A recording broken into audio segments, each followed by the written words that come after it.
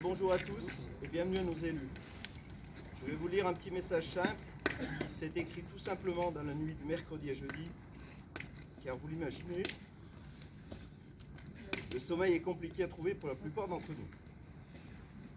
Je prends la parole en tant qu'adjoint de la mairie de Lavancia depuis plusieurs années, membre du CSE, représentant syndical CFTC et responsable de production, j'ai oublié poste important, futur chômeur.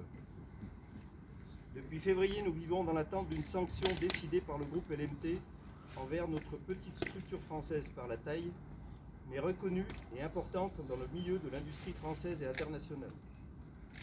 Si l'État ne protège pas plus les entreprises qui progressent, vous avez un graphique là-bas, et qui semblent rentables et bénéficiaires, que vont devenir celles en difficulté?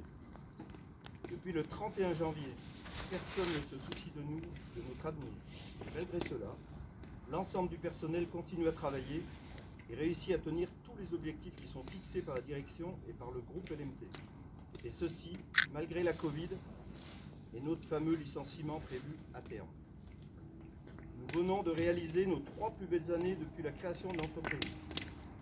42% de l'effectif est âgé de plus de 50 ans.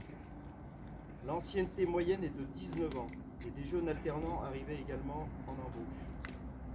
L'ensemble de l'ancienneté à ce jour chez Belin représente 1500 années d'expérience qui partent à la poubelle.